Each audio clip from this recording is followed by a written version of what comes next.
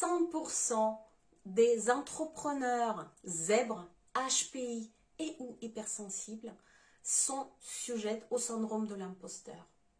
Ce n'est pas les études qui le disent, c'est moi qui le dis. C'est le constat que je fais en accompagnant mes clientes entrepreneurs zèbres, HP et ou hypersensibles. 100% de mes clientes ont le syndrome de l'imposteur et moi y compris. Dans la précédente vidéo, je t'ai parlé des 7 différents éléments qui font que le syndrome de l'imposteur trouve son bonheur chez les zèbres entreprenantes. Si tu n'as pas encore vu cette vidéo, je te mets ici le lien vers cette vidéo et tu le trouveras aussi en haut. Comment maintenant faire?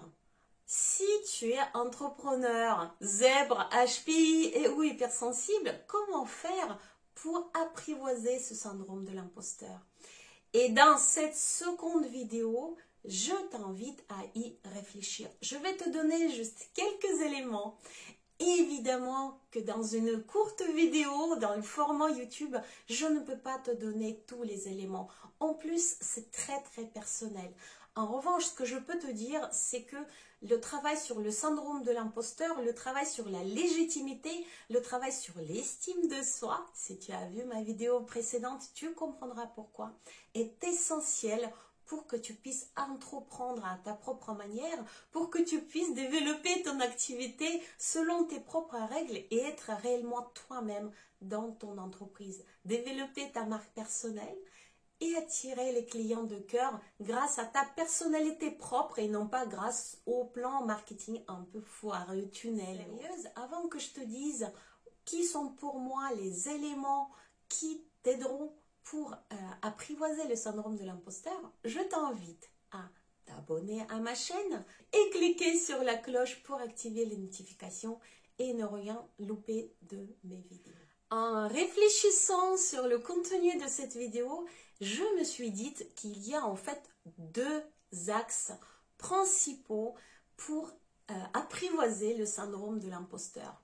Je les ai appelés un axe intérieur, interne et axe extérieur ou externe. C'est ma terminologie, tu comprendras pourquoi je t'en parle de ça. Et je te propose des différents éléments qui font partie de l'un et l'autre axe. On commencera par l'axe interne. Qu'est-ce que pour moi veut dire interne? Ce sont toutes les choses que tu as besoin de changer chez toi, que tu as besoin de modifier, de travailler, d'accepter, d'apprivoiser chez toi pour pouvoir apprivoiser le syndrome de l'imposteur. Donc pour pouvoir dire ce que tu as à dire, pour pouvoir faire ce que tu as à faire, pour pouvoir être toi-même dans ton entreprise. Et le premier élément, le tout premier élément pour moi, c'est la reconnexion à ton corps.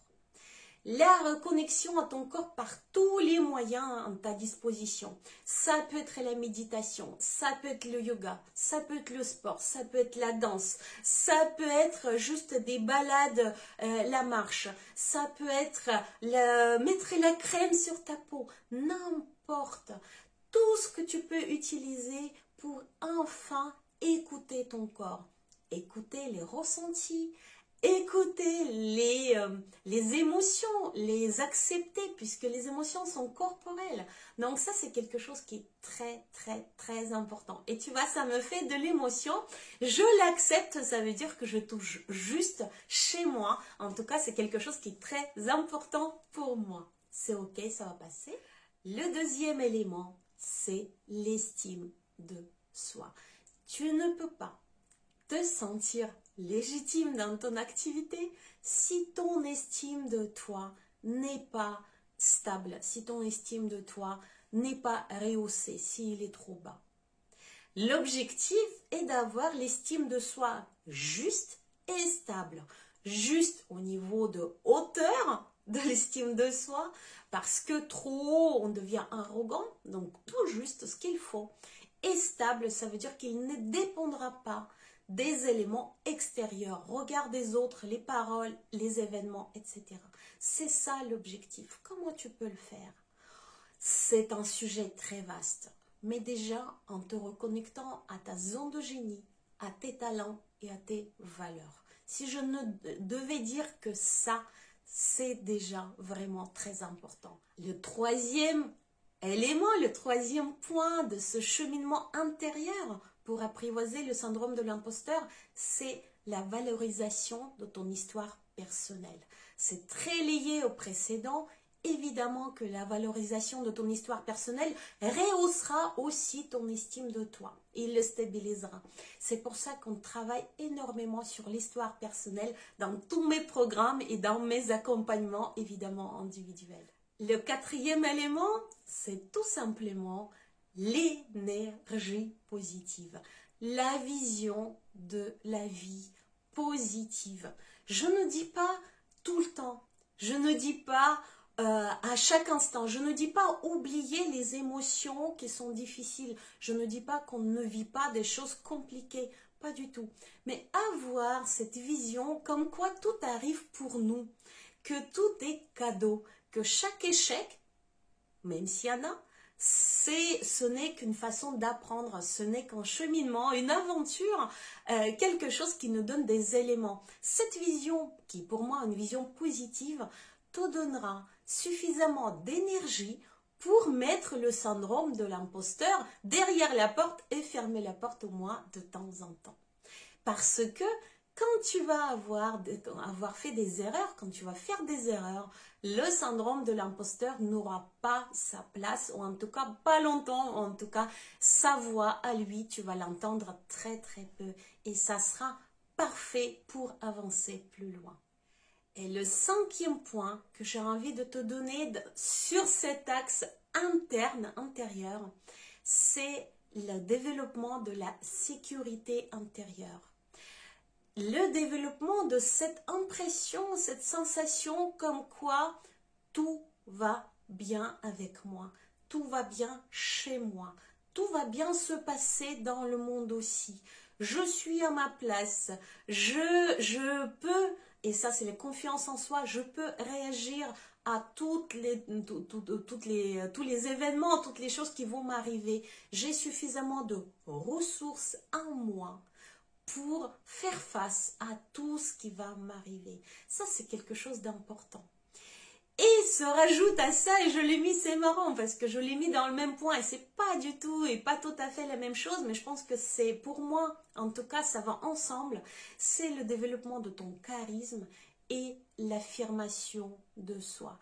À partir du moment où tu es sûre et certaine intérieurement que tu es en sécurité, tu peux développer extérieurement les différents signes de cette stabilité intérieure en quelque sorte. Pour moi, c'est un axe. C'est comme si à l'intérieur de toi, il y avait une base, il y avait des fondations et ces fondations sont tellement solides que rien ne peut t'ébranler. Rien ne peut ébranler ton estime de toi. Donc voilà, cette sécurité intérieure, elle est très liée évidemment avec l'estime de toi, avec le corporel, avec ton histoire personnelle, tout est lié. C'est l'axe complet interne. Mais pour moi, voilà, ça se développe ensuite en tant que extériorisation de cette sécurité intérieure pour ensuite devenir quelqu'un de confiant, devenir quelqu'un de charismatique à l'extérieur et s'affirmer face au monde, face aux autres personnes, sans évidemment jamais manquer de respect quant à leur vision du monde. Voilà pour moi en ce qui concerne l'axe intérieur. On va maintenant passer à l'axe extérieur. Qu'est-ce que tu peux faire qui ne dépend pas de toi, enfin en partie quand même, qu'est-ce que tu peux faire par ailleurs qui viendra de ton environnement, qui viendra de l'extérieur? Et la première chose que j'ai envie de te dire, la toute première, c'est de t'entourer. De t'entourer des personnes qui t'inspirent, qui sont bienveillantes, avec lesquelles tu peux échanger, qui ont les mêmes problématiques que toi. Et ça, c'est quelque chose d'absolument exceptionnel. Si tu veux mettre en laisse le syndrome de l'imposteur, c'est vraiment de te trouver un environnement des personnes qui peuvent te soutenir à chaque instant, avec qui tu peux échanger. En ce qui me concerne, je fais partie de plusieurs associations. Je fais partie de plusieurs masterminds, de différents groupes de développement. Si je devais citer qu'une association, ça va être Femmes des Territoires, où je suis aussi bénévole et coordinatrice dans ma ville d'Orléans. Et je te mets en bas le lien vers le site Femmes des Territoires si tu as envie de nous rejoindre. Et à mon propre niveau, je développe aussi un écosystème aux zébrais, l'écosystème plutôt aux zébrais autour de mon programme, autour de mon canal Telegram, autour de ma chaîne YouTube, tout ce qui peut aider des entrepreneurs atypiques à échanger, à partager, à se sentir en sécurité. Ça, c'est le tout premier élément, bien s'entourer.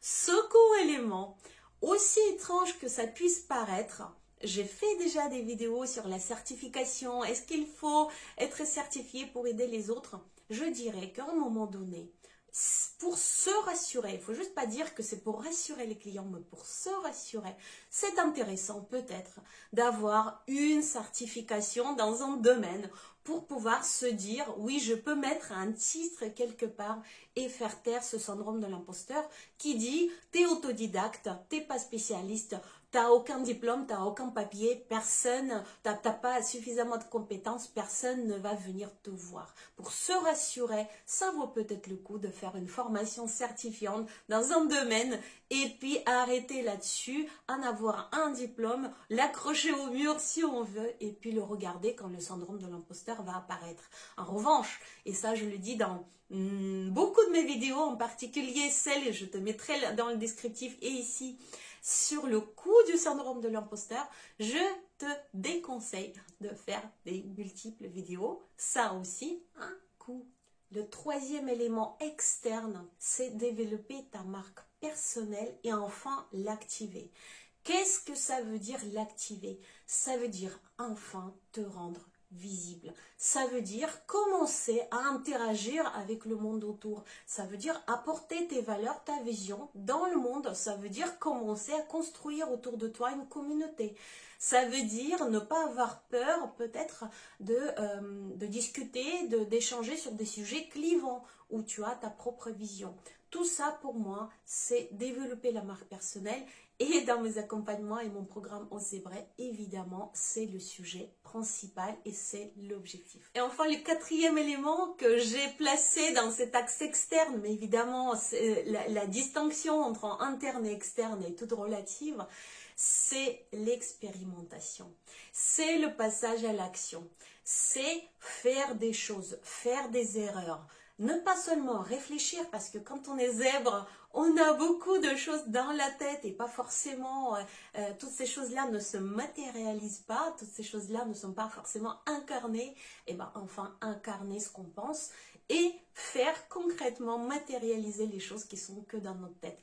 Ok, on va se tromper, mais ce n'est pas grave. Le syndrome de l'imposteur, je te garantis qu'il va être de plus en plus transparent. Tu sais, comme la transparence qu'on peut mettre sur une image, il va doucement disparaître. Il ne va pas être aussi présent si tu travailles sur ces deux axes internes et externes et si tu fais des actions au lieu de juste cogiter.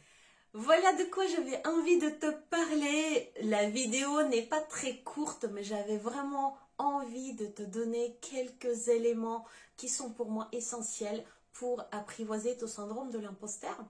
Si cette vidéo t'a plu, et je l'espère, si tu penses qu'elle te sera utile ou qu'il t'est déjà utile, je t'invite à la liker, à la commenter, à la partager aux personnes que tu penses peuvent en avoir besoin. C'est comme ça que tu peux les aider et je ne te cache pas que tu vas aussi m'aider pour développer ma communauté, pour développer mon écosystème, pour développer cette possibilité que j'ai de donner aux autres tous ces éléments pour les rendre autonomes, pour les aider à développer leur marque personnelle, pour les aider à développer leur activité selon leurs propres règles. C'est en tout cas la mission, ma mission telle que je le vois.